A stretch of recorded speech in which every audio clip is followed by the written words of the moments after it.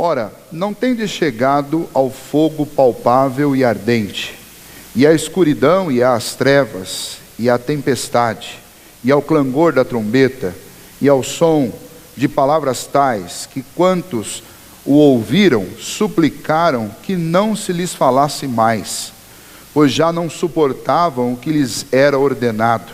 Até um animal, se tocar o monte, será apedrejado. Na verdade, de tal modo era horrível o espetáculo, que Moisés disse: sinto-me aterrado e trêmulo.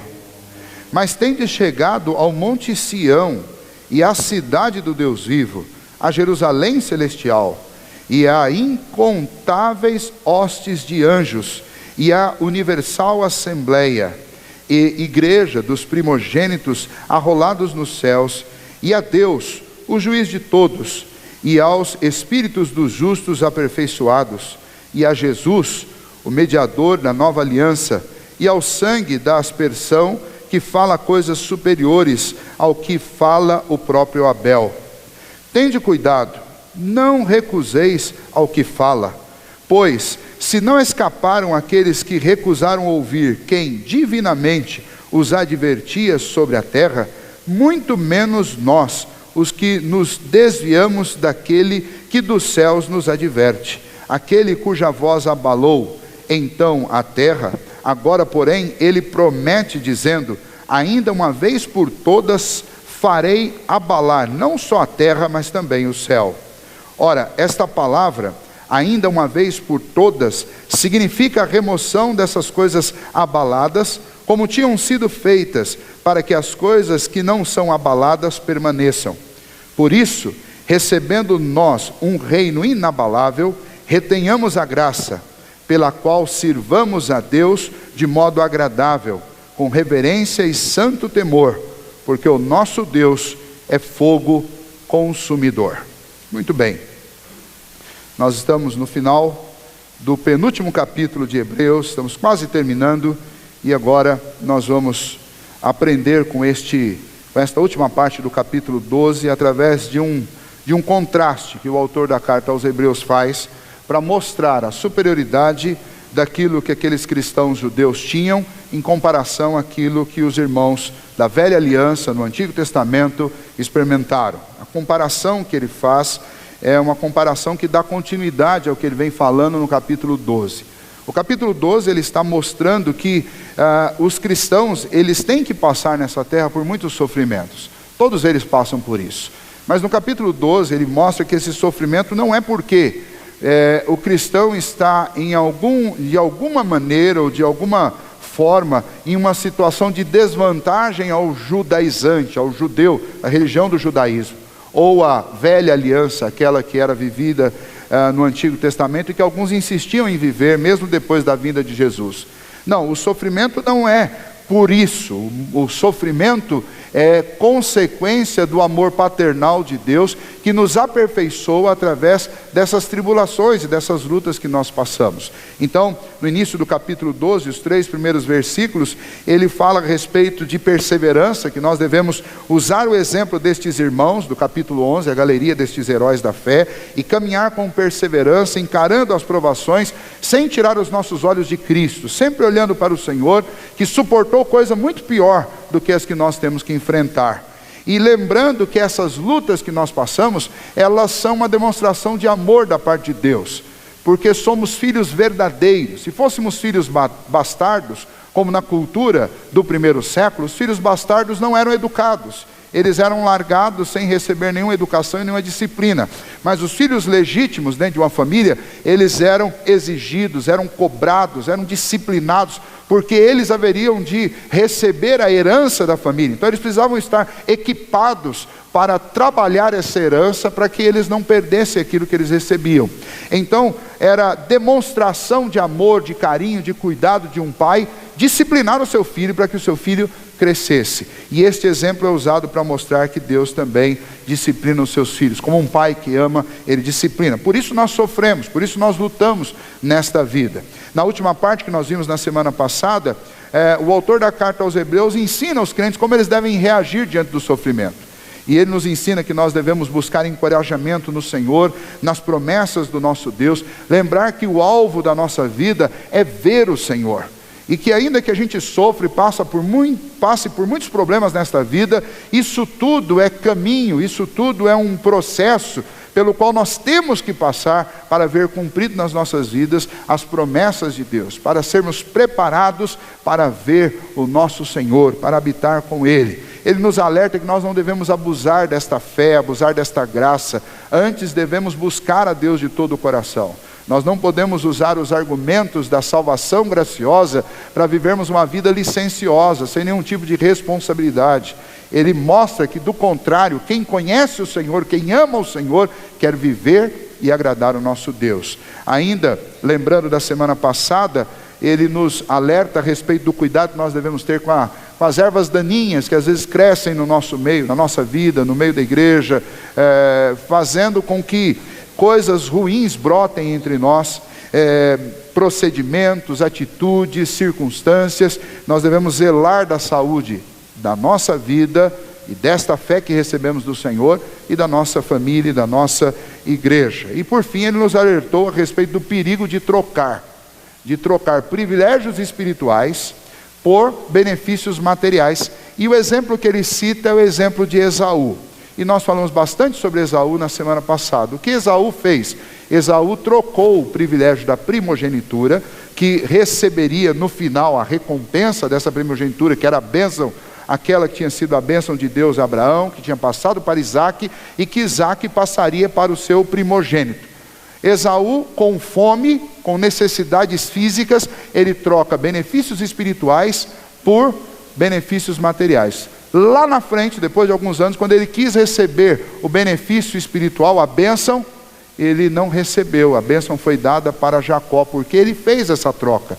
Realmente Esaú trocou benefícios espirituais, privilégios espirituais, por questões materiais. Pegando esse gancho, então, o autor da carta aos Hebreus, ele entra no capítulo, nessa última parte do capítulo 12, mostrando o quê? Mostrando que, diferente de Esaú, a igreja foi acolhida por Cristo. Esaú, quando se arrependeu do que ele tinha feito, ele não encontrou arrependimento da parte de Isaque. Isaque já tinha dado a bênção e ele não voltou atrás. E a Bíblia mostra que o próprio Esaú não se arrependeu verdadeiramente. Esaú, quando buscou arrependimento, ele não encontrou. Já a igreja, neste tempo, no tempo em que o autor da carta aos Hebreus estava escrevendo, no primeiro século, com a vinda de Cristo Jesus, aqueles que creram em Cristo Jesus foram acolhidos por Deus. O arrependimento agora encontra lugar. Os homens se arrependem dos seus pecados e eles são acolhidos por Cristo. E é exatamente aí que ele começa a mostrar a diferença entre viver no judaísmo, debaixo daquele processo da antiga aliança, conforme ela tinha sido ensinada no Antigo Testamento, e o cristianismo, conforme apresentado agora no Evangelho na nova dispensação.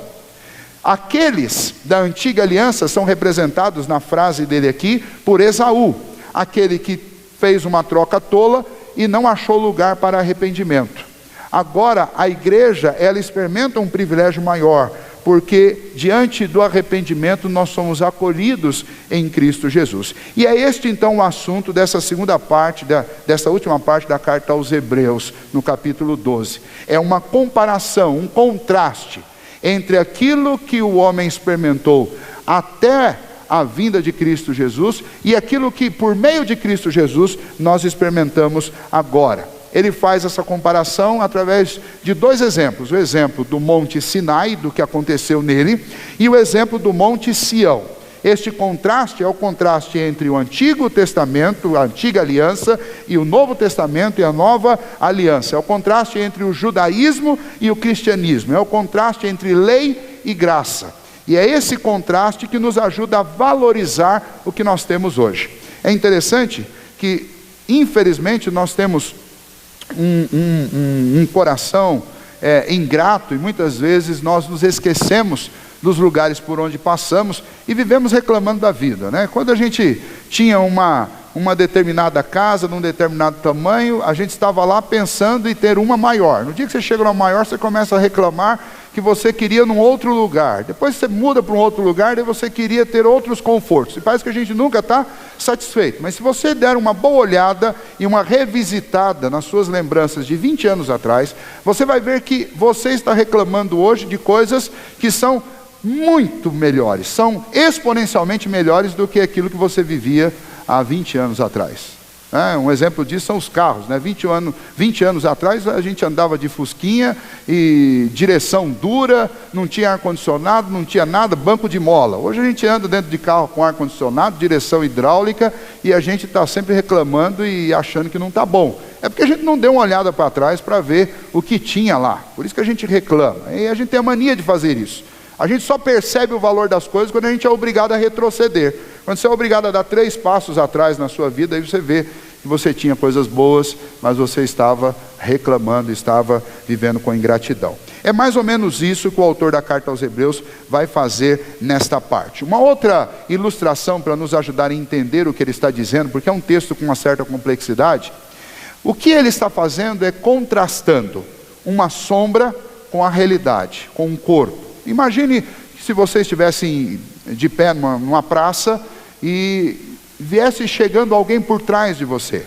À medida que a pessoa se aproxima, você está ouvindo os passos, mas você não pode ver, você está olhando para o outro lado, a pessoa está chegando por trás. Mas de repente, por causa do sol, você começa a ver a sombra. E olhando para a sombra, você tenta identificar quem é pelos traços. Você não consegue ver os traços do rosto, mas você consegue ver mais ou menos o tamanho, se tem cabelo comprido, chapéu, se está de boné, se não está usando isso, e a gente tenta identificar. Mas quando essa pessoa chega e você tem a oportunidade de vê-la, você não vai mais olhar para a sombra, você vai olhar para o rosto dessa pessoa. E o que o autor da carta aos Hebreus está fazendo aqui é exatamente isso. Ele está dizendo, olha, o judaísmo e todo o Antigo Testamento são sombras daquilo que Cristo haveria de revelar a nós. Agora que Cristo chegou, eu não tenho por que olhar para as sombras, e eu não tenho por que tentar decifrar a vontade de Deus através das sombras, porque agora Cristo se revelou. Eu tenho a imagem que revela a vontade de Deus para a minha vida. E é essa ideia que o autor da carta aos Hebreus está tentando fortalecer na vida daqueles cristãos desde o começo dessa carta, mostrar a superioridade de Cristo em relação àquilo que o judaísmo oferecia para aqueles irmãos. Obviamente eu não estou falando para uma comunidade de ex-judaizantes, mas eu gostaria que nós aproveitássemos esse texto para aplicar na nossa vida da seguinte maneira: eu não posso abandonar essa fé. Por que eu quero falar sobre abandonar a fé? Porque infelizmente nós vivemos dias difíceis, dias de muita apostasia, dias em que muitas pessoas abandonam a fé. Pessoas desistem da caminhada. Algumas desistem inclusive pelo assunto aqui do capítulo 12, desistem por causa do sofrimento. Algumas desistem por causa desse que é o assunto central da carta aos Hebreus. E desistem por causa da tensão de um mundo que quer que você abandone a fé em Cristo Jesus de qualquer jeito. Eu queria aproveitar esse texto nessa noite para mostrar a superioridade daquilo que nós temos em Cristo Jesus, em detrimento daquilo que a maior e principal religião que já existiu no mundo durante um período mais longo, que foi o judaísmo, não conseguiu. Nem ela conseguiu aquilo que nós temos através do Evangelho e através de Cristo Jesus. Um outro cuidado que nós devemos ter, sempre que nós falamos sobre Antigo e Novo Testamento, Velha e Nova Aliança, Lei e Graça, é tomar cuidado com a nossa ideia de continuidade e descontinuidade. Existem questões do Antigo Testamento e da Velha Aliança que têm continuidade. Por exemplo, a salvação, desde o princípio, sempre foi pela fé no mediador. Eles no Antigo Testamento não sabiam quem era, mas eles aguardavam e acreditavam na promessa que haveria um mediador, que ia entregar a sua própria vida para resgate do povo de Deus. Salvação sempre foi, tanto no Antigo Testamento como agora, por meio de Cristo Jesus.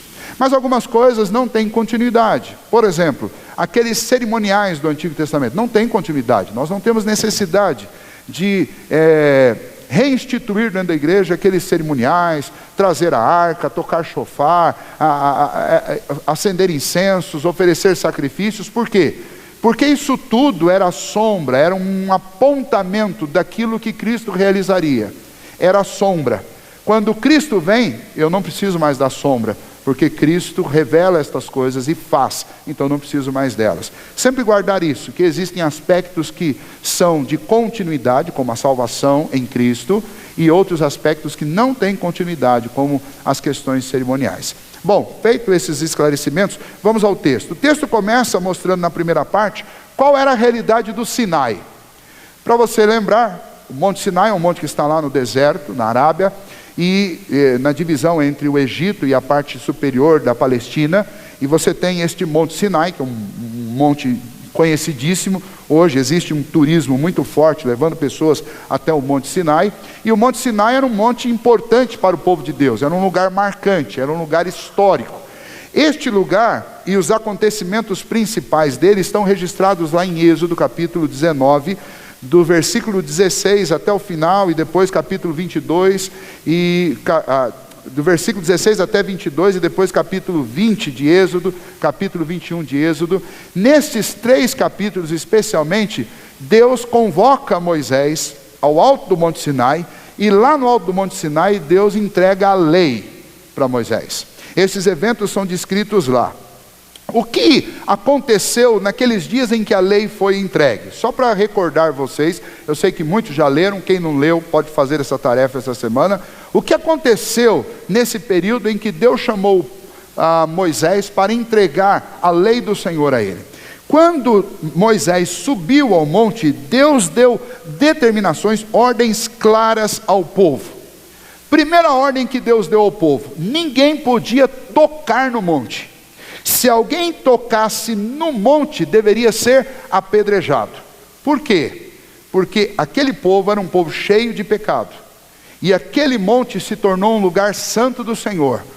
O Senhor não tolera o pecado associado à sua santidade.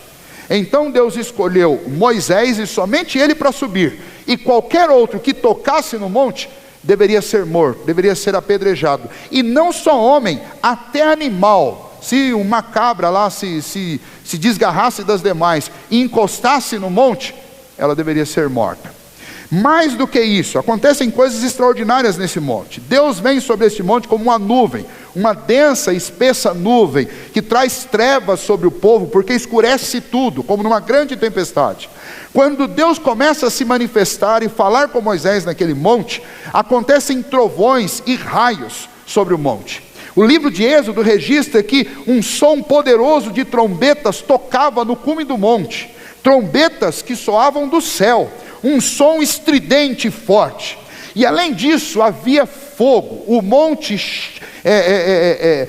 estava em chamas, o monte estava fumegante. Ele estava ali, o Senhor, a presença de Deus estava naquele lugar, e lá da onde o povo estava acampado, ao pé do monte, eles ouviam a voz de Deus, e a voz de Deus era uma voz tão poderosa, que eles não suportavam ouvir a voz de Deus, porque o que Deus estava dando com a sua voz, eram ordens, que deveriam ser registradas por Moisés na sua lei, e o povo ouvia isso, mas as exigências de Deus eram tão grandes, e a voz de Deus era tão poderosa, que chega um ponto que o povo pede: não, para, nós não suportamos ouvir isso, diga para Moisés, e Moisés depois conta para a gente. Se você quiser ouvir essa história, a continuação dessa história, leia lá, Êxodo, a partir do capítulo 19, vai até o capítulo 22, você vai ver isso que eu estou relatando a vocês. Mas o autor da carta aos Hebreus, ele relata isso aqui também. E ele relata da seguinte maneira: ele estava se dirigindo àqueles crentes, estava dizendo: olha, vocês não estão no Sinai, vocês não estão se achegando ao Sinai, porque se fosse no Sinai, vamos lembrar como era no Sinai, veja aí a partir do versículo 18, ora, não tendes chegado ao fogo palpável.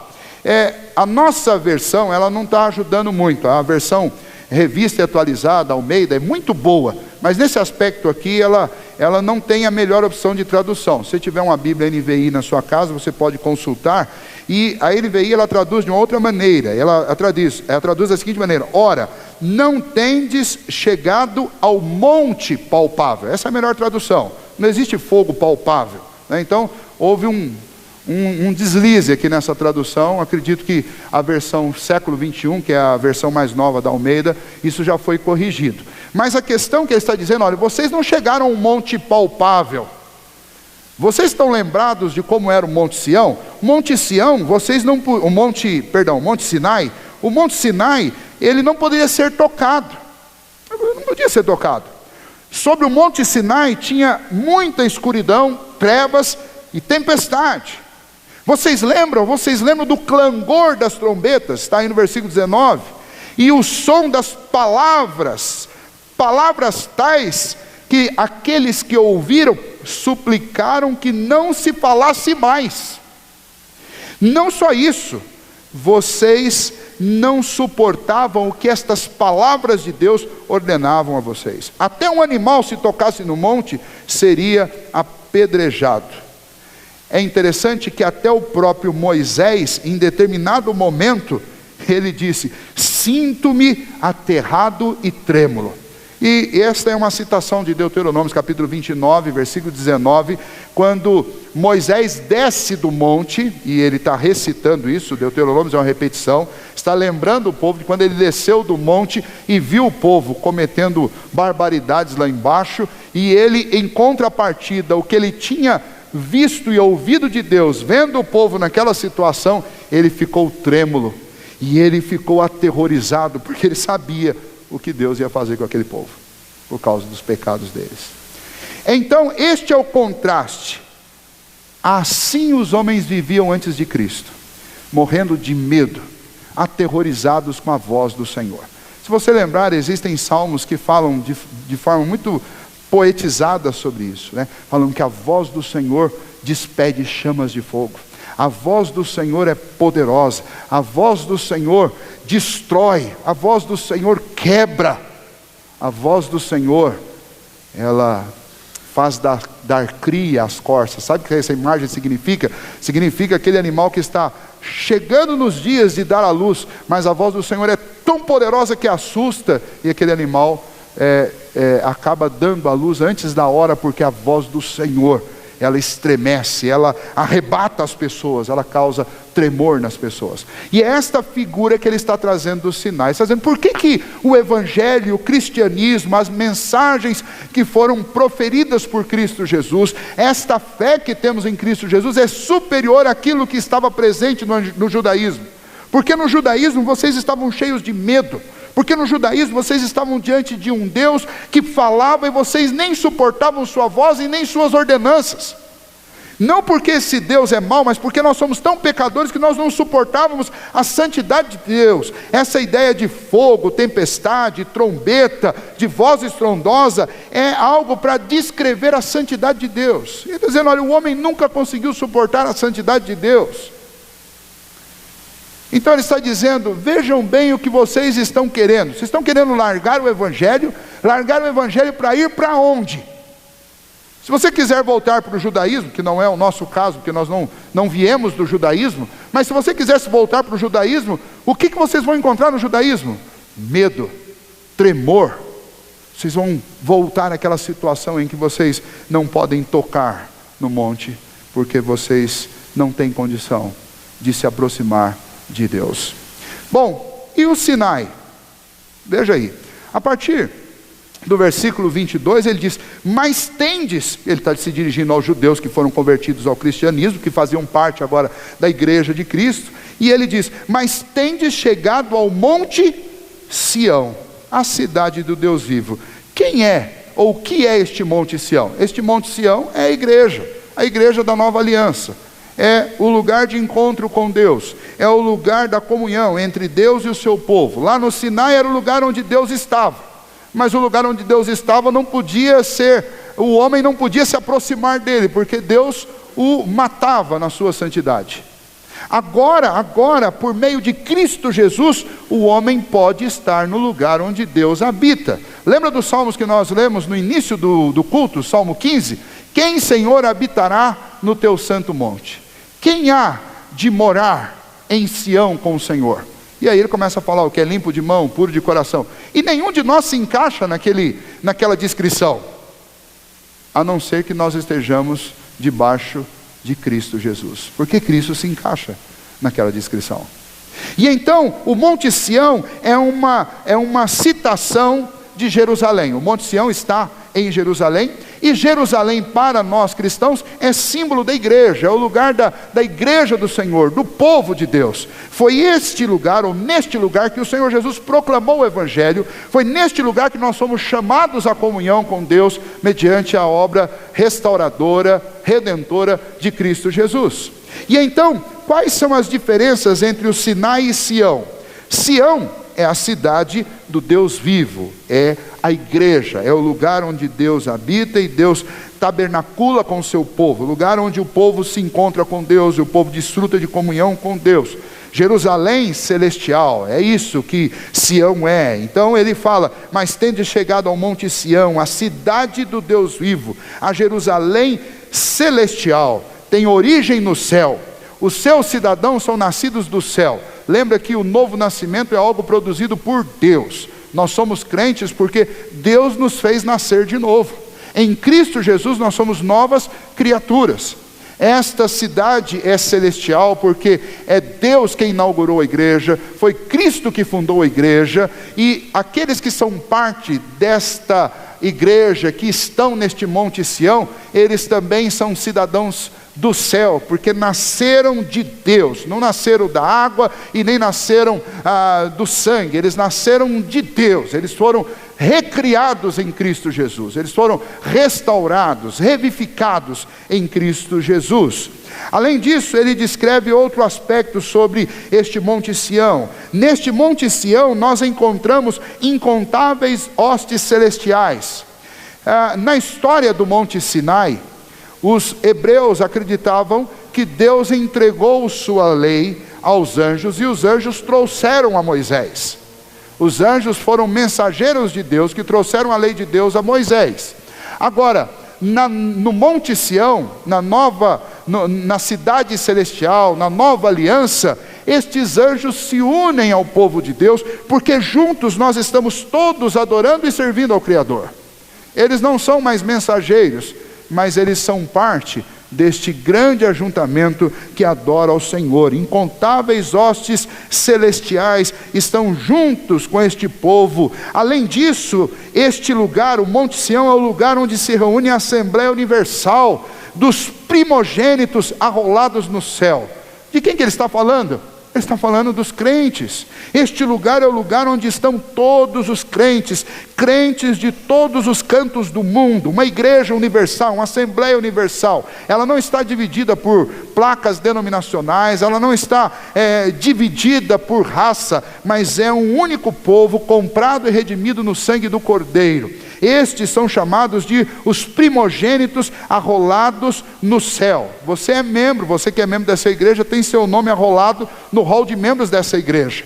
Mas aqui, o que o autor da carta aos Hebreus está dizendo é que você que crê em Cristo Jesus, o seu nome está arrolado no céu. Ele não está arrolado num livro, numa secretaria de uma igreja, mas ele está arrolado no céu. Então, chegar ao Monte Sião é chegar à cidade do Deus vivo, é chegar a Jerusalém celestial, é chegar ao lugar habitado por anjos, é chegar no meio da Assembleia Universal dos crentes, é fazer parte de um povo que está espalhado sobre toda a terra.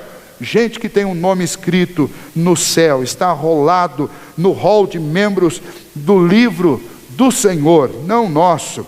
Este lugar também é o lugar do Deus, onde você encontra o Deus que é também juiz. É o Deus juiz de todos. E é interessante que esse juiz é o juiz que recebeu pecadores e os acolheu e lhes concedeu justiça. Como é que esse juiz me deu justiça? Esse juiz entregou o filho dele para pagar a minha dívida, para que eu fosse justificado. Veja a continuação do texto.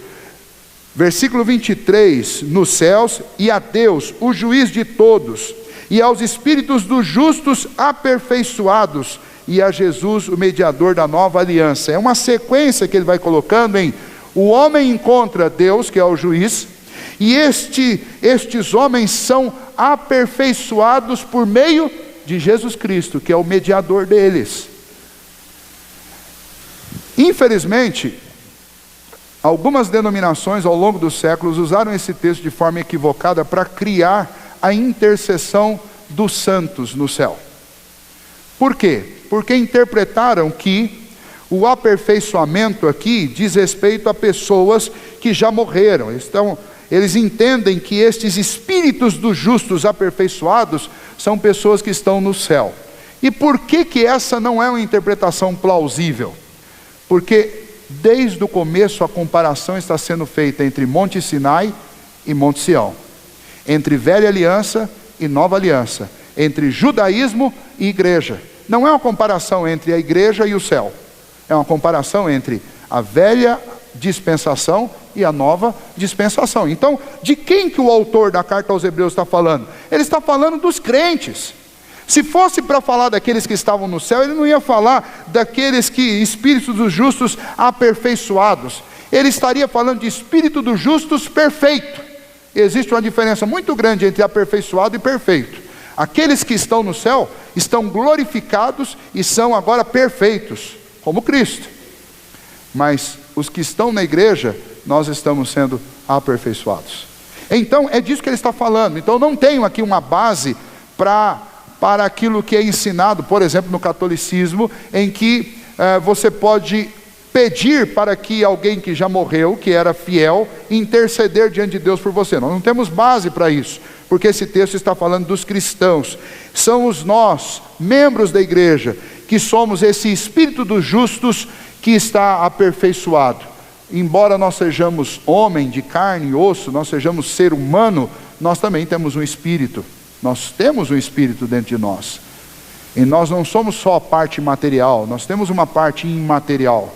E é disso que o autor da carta aos Hebreus está falando. Ele está falando, olha, no Monte Sião está a igreja do Deus vivo, o Deus que é juiz e que aperfeiçoou, através da mediação de Cristo Jesus, o espírito dos seus filhos, o espírito dos justos.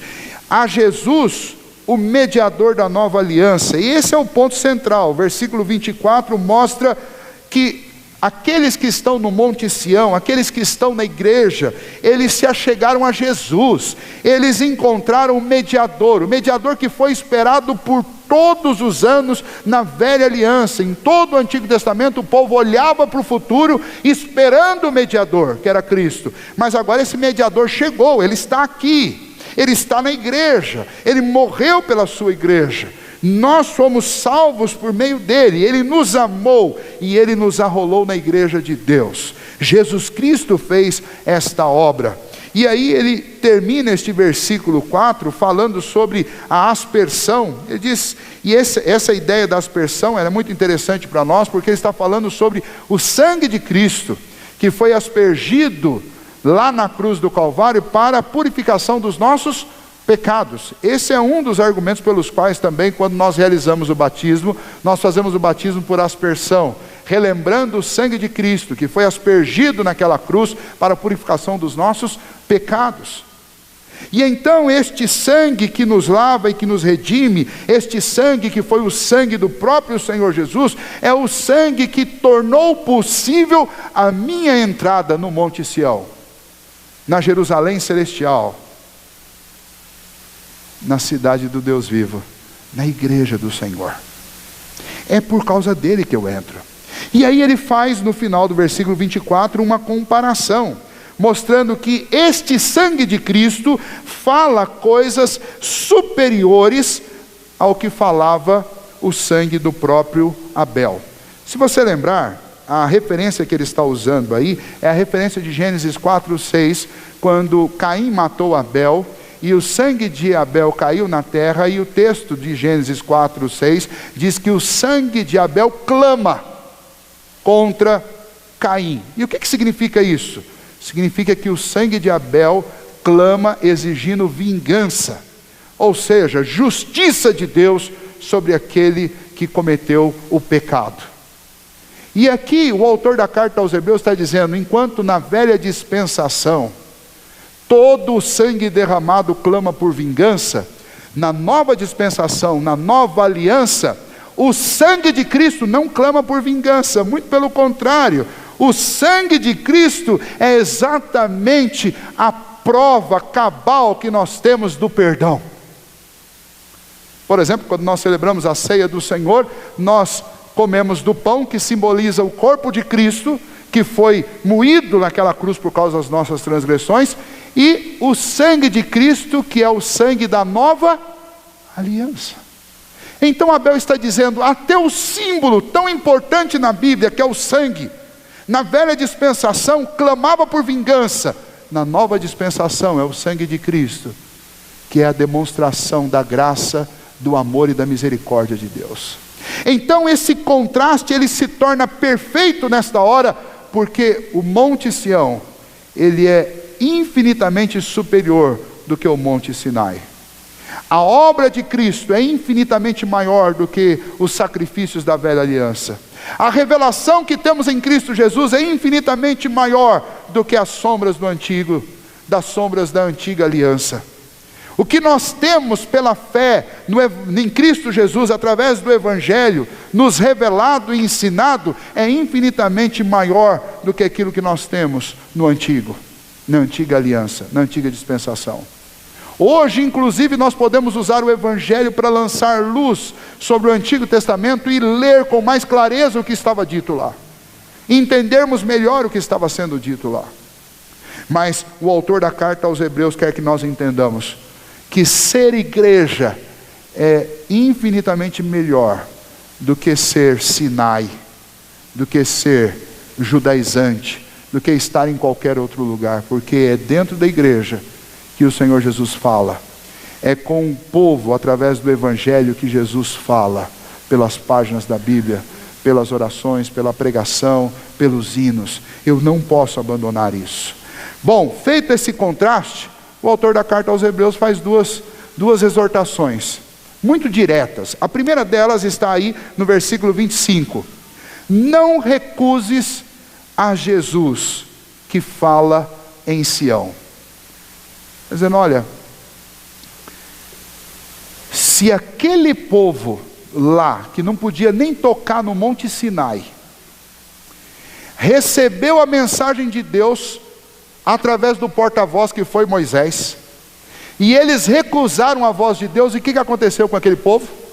Aquele povo caminhou 40 anos no deserto, e todos morreram no deserto, com exceção de duas famílias, a família de Josué e de Caleb.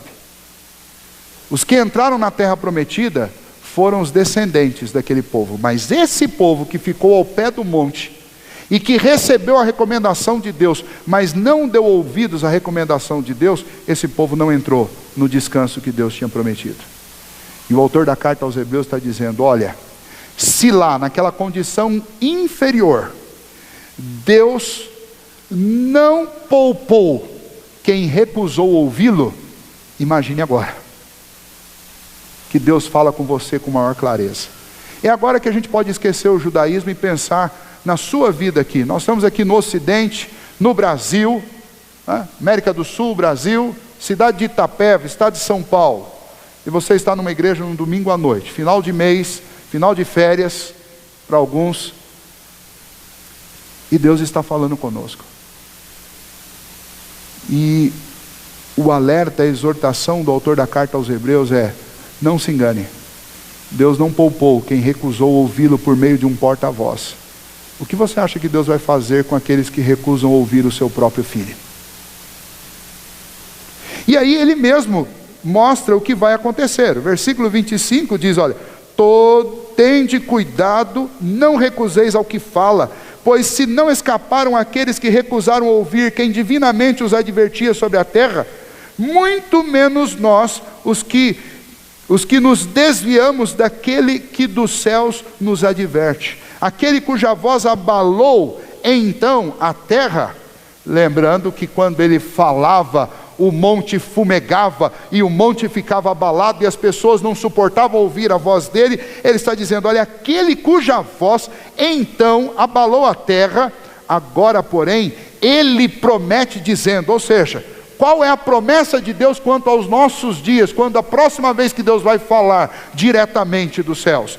Diz, ainda uma vez por todas, farei abalar não só a terra, mas também o céu. E aí a explicação do autor, ora, esta palavra ainda uma vez por todas, significa a remoção das coisas abaladas como tinham sido feitas, para que as coisas que não são abaladas permaneçam.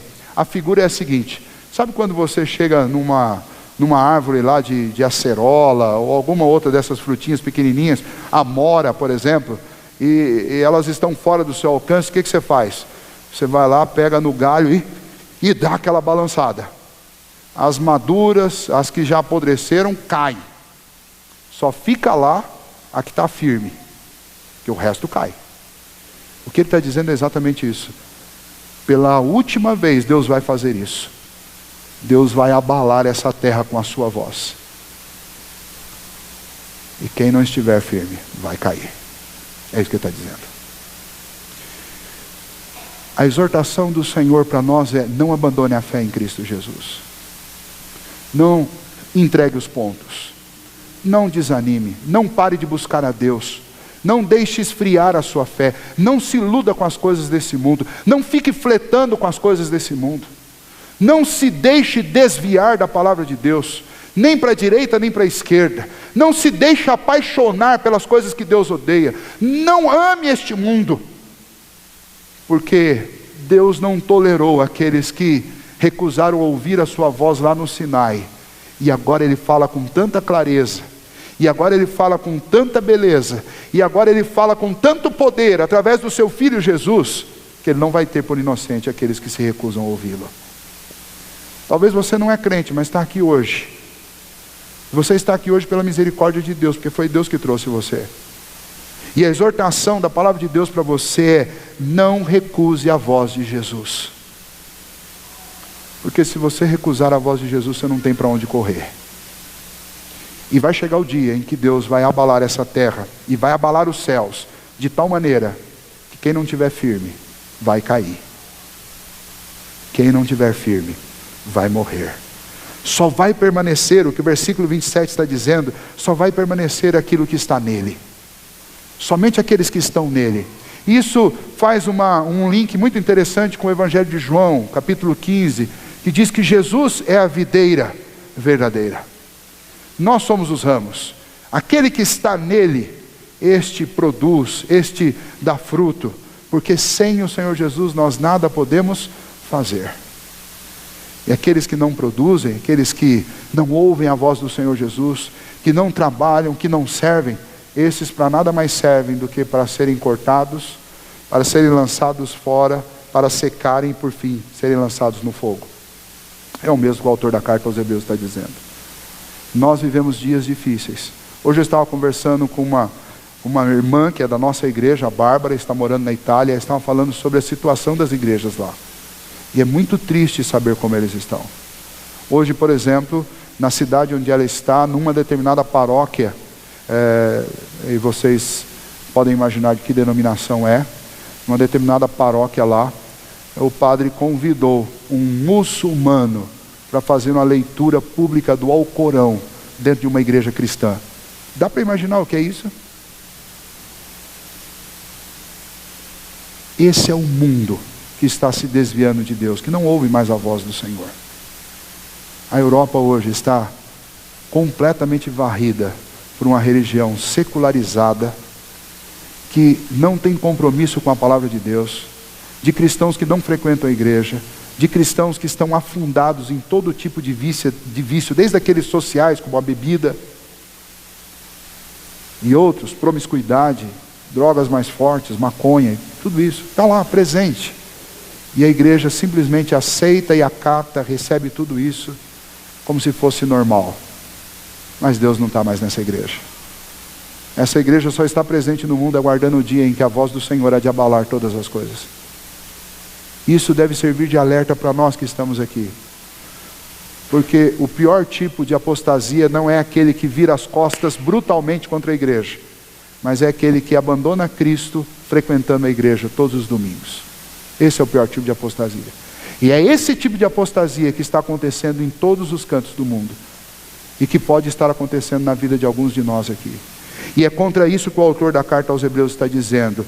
A ordem dele, a exortação dele é essa: não recuse aquele que fala com vocês, não recuse Jesus. No Monte Sião quem fala é Cristo, na igreja quem fala é Cristo. Não recuse a voz do Senhor Jesus. porque Ele está falando com você. Não é com o seu vizinho, não é com o irmão que faltou no culto hoje. Tem muita gente que ouve a mensagem e chega lá para o colega: rapaz, você faltou, olha, a mensagem de hoje ela era perfeita para você. Eu sei o que você está passando. Não, se fosse para ele, não tenha dúvida que ele estaria aqui, porque é Deus que governa a nossa vida. Mas você que está aqui hoje, Deus está falando com você. Eu não conheço a sua vida o suficiente, mas Deus conhece. E se hoje Ele trouxe você para ouvir essa exortação, é isso que eu e você precisamos levar para casa. Não recuse a voz do Senhor Jesus que fala com você.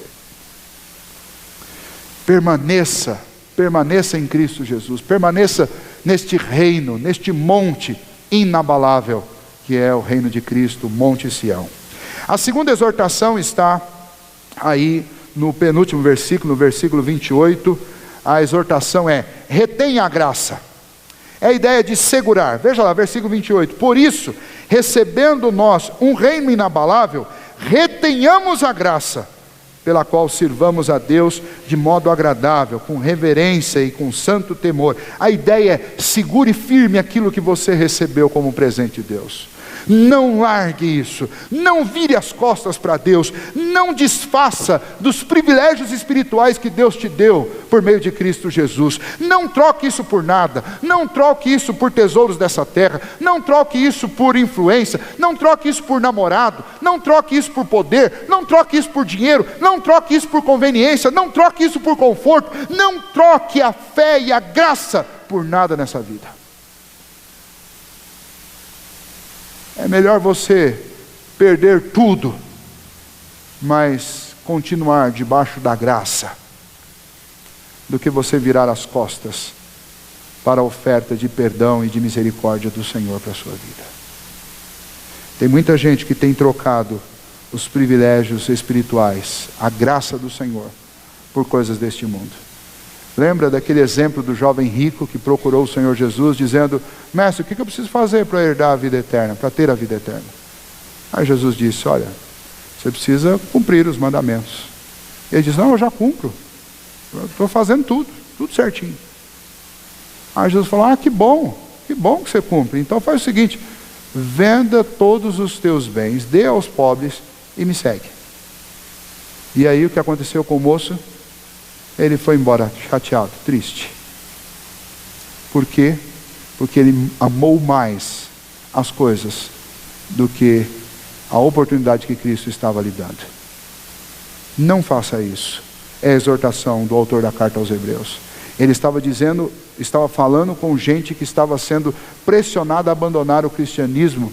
Por quê? Porque estavam lhe faltando comida, vestimenta, amigos, negócio, paz no meio dos homens. E o autor da carta aos Hebreus diz: não troque os privilégios espirituais para que parem de perseguir vocês. Porque se vocês abandonarem a Cristo, para onde vocês irão? Se vocês voltarem as costas para Cristo, quem vai socorrer vocês? Eu posso não ter nada nesta vida, mas eu preciso ter a certeza das coisas futuras. Hoje na classe de catecúmenos, eu quero encerrar com essa ilustração. Eu disse para eles que eu estava ouvindo uma pessoa falando muito sobre felicidade, que não tem felicidade, que algumas pessoas são responsáveis dela não ser feliz. E eu vinha refletindo sobre isso e me perguntando: o que realmente pode dar felicidade para uma pessoa? Relacionamentos dão felicidade? Eu afirmo para vocês, relacionamento dá momentos de alegria, mas vai dar tanta dor de cabeça e tanto problema que, se você está esperando ser feliz com relacionamento, você está perdido. Dinheiro traz felicidade? Vai trazer alguma alegria, algum contentamento, mas te tornar uma pessoa absolutamente feliz, não vai. Até porque, quanto mais você tiver, mais medo de perder você vai ter. Você vai viver com um problema.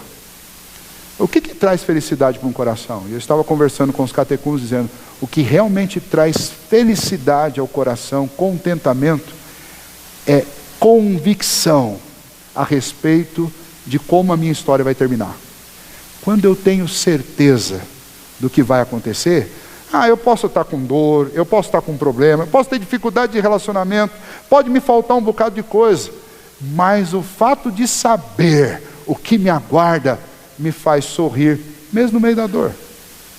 Um exemplo disso, que eu usei bastante lá, foi o exemplo de quando você está com uma bruta dor de dente. Você está com aquela dor de dente brutal, que parece que está arrebentando com você. Aí você vai num dentista, e num primeiro momento você sabe que não vai melhorar, porque quando o dentista, a primeira coisa que ele vai fazer é pegar uma agulha e furar a sua gengiva. Só de falar já dá arrepio. Depois ele vai pegar um motor e vai começar a furar você. Mas você senta lá feliz. Por que você senta feliz? Porque você sabe que depois daquela dor vai vir um alívio. O que torna alguém feliz na vida? O que torna alguém feliz na vida é a certeza a respeito do futuro. Quando eu tenho certeza sobre o que vai acontecer, eu posso ficar feliz. É exatamente por isso que o Evangelho do Senhor Jesus, a mensagem da igreja, é uma mensagem que produz no coração do homem felicidade, porque é uma mensagem que nos tranquiliza a respeito do futuro, a respeito do porvir. Eu sei que o meu Redentor vive, e por fim eu terei a vida eterna. Eu sei que a minha dívida já foi paga.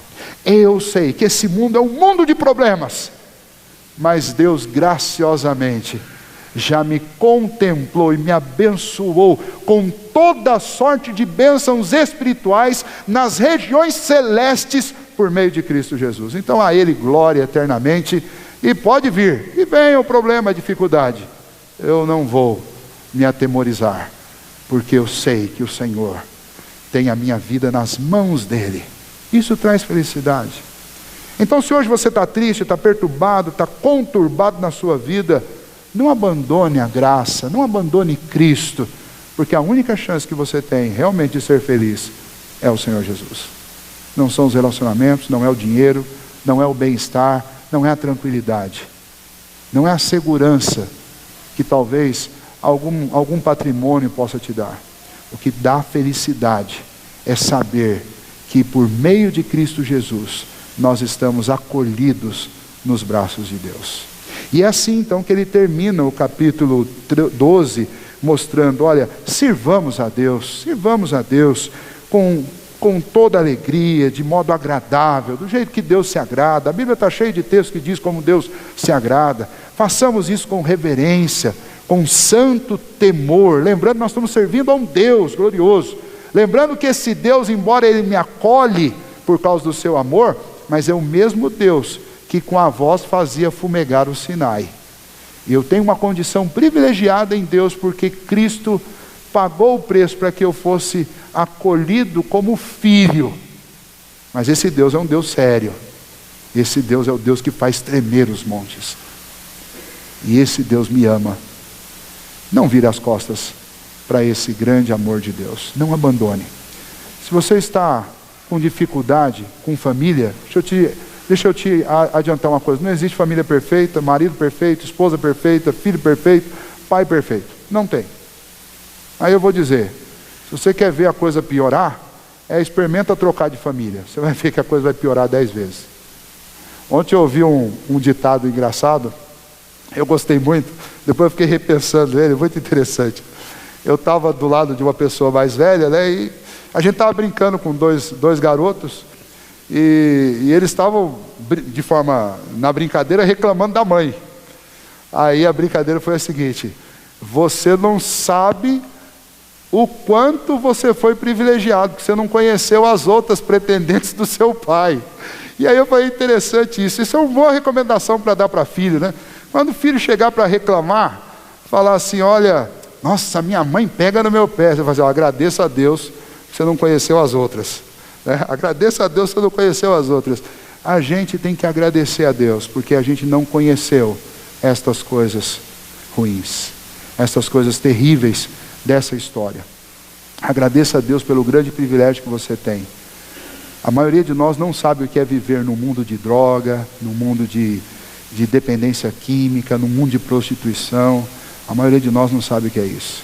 Agradeça a Deus pela família que você tem. Você não sabe que a sua é bem melhor do que as outras. Não troque a sua.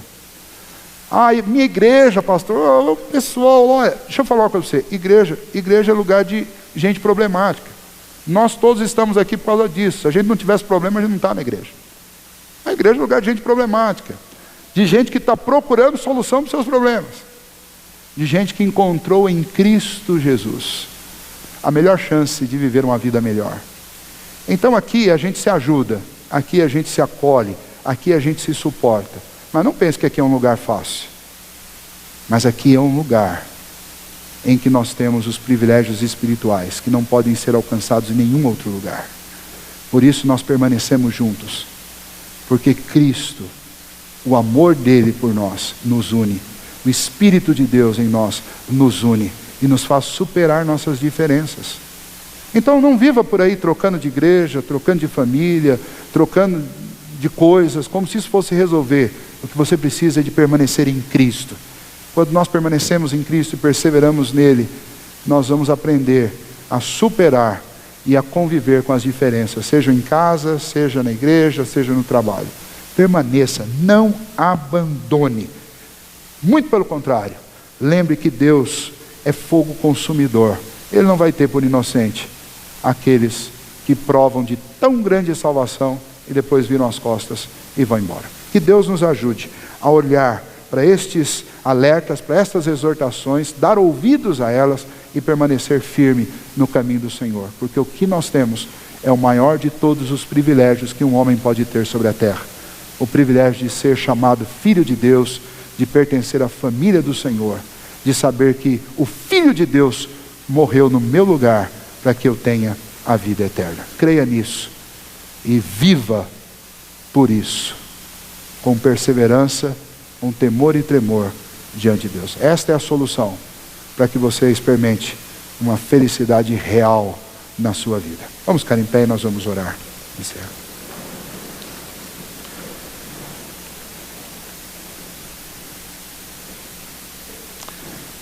Senhor, nós te agradecemos, ó Pai, porque o Senhor nos deu o privilégio de nascer neste tempo aqui, no tempo, ó Deus, em que nós subimos ao Monte Sião para te adorar, no tempo em que nós somos chamados a pertencer à igreja do Senhor, o lugar onde o Senhor derrama a tua graça e a tua misericórdia, o lugar, ó Deus, onde a voz do Senhor é ouvida com doçura e que nós temos prazer de ouvir. Obrigado a Deus, porque o Senhor nos livrou de experimentar as dificuldades daquele tempo em que o Senhor falava pelas sombras. Mas agora o Senhor nos deu uma revelação superior por meio do Evangelho e por meio de Cristo Jesus. Ó Deus, por outro lado, também queremos pedir perdão ao Senhor, porque esta revelação superior traz maior responsabilidade sobre nós e muitas vezes não temos agido com responsabilidade. Muitas vezes temos pensado em abandonar, muitas vezes temos negligenciado a tua palavra. Muitas vezes, ó Deus, temos nos afastado do Senhor, de uma vida contínua de oração, de busca pelo Senhor. E por isso sofremos e ainda acabamos reclamando pelo sofrimento. Sofrimento que é prova do amor do Senhor para nos corrigir, nos trazer mais perto dos teus braços acolhedores, Senhor. E então nesta noite, finalizando, ó Deus, essa sequência de estudos aqui, no capítulo 12 desta carta preciosa, inspirada pelo Espírito do Senhor, nós pedimos que o Senhor nos ajude a dar ouvidos a esta exortação. Que nós, ó Deus, ouçamos a voz de Jesus e não recusemos jamais aquilo que Jesus tem falado conosco, aquilo que o Senhor tem falado conosco. Que nós, ó Deus, nos mantenhamos firmes na graça, nos agarremos, ó Deus, a este grande privilégio que o Senhor nos deu e não abandonemos essa fé por nada. Não troquemos, ó Deus, a fé e a graça maravilhosa do Senhor por nenhum privilégio sobre esta terra. Que o Senhor nos ajude, ó Deus, a preservar com perseverança, agarrados, ó Deus, a esses privilégios espirituais, nos ajude a preservar, ó Pai, aquilo que temos recebido do Senhor e que foi tão caro para o Senhor e para o Teu Filho. E que assim, ó Deus, nós vivamos e experimentemos, ó Deus, verdadeira felicidade em Cristo e na certeza que Ele nos dá do cumprimento de todas as promessas do Senhor. Não essas promessas físicas, materiais aqui, que tem a ver com conforto, com tesouros dessa terra, mas aquelas promessas que dizem respeito à eternidade, ao céu, a uma vida perfeita, por todo sempre. Ó Deus, que isso realmente traga contentamento, satisfação e felicidade ao nosso coração. Que a gente, ó Deus, não desista das nossas famílias, não desista da igreja, não desista das pessoas, por causa das dificuldades que todos nós temos, mas que nós olhemos firmemente para o Senhor, para o autor e consumador da nossa fé, Jesus, e andemos, ó Deus, lado a lado, nos ajudando mutuamente, ó Deus, perseverando juntos, para que um dia, ó Deus, sejamos recebidos na glória e desfrutemos, ó Deus, para todo sempre, aí sim, de uma vida perfeita e de relacionamentos perfeitos, porque é o Senhor que vai garantir isso. Ó Deus, ajuda-nos nesta semana, para que nós não cedamos às tentações das trocas tolas, como aquelas trocas de Esaú, mas que nós, ó Deus, permanecemos firmes na Tua palavra, na voz de Jesus, nos Seus ensinos, Senhor, na graça e na misericórdia do Senhor. Oramos nesta hora, agradecidos pela Tua palavra de encorajamento ao nosso coração, em nome de Jesus. Amém.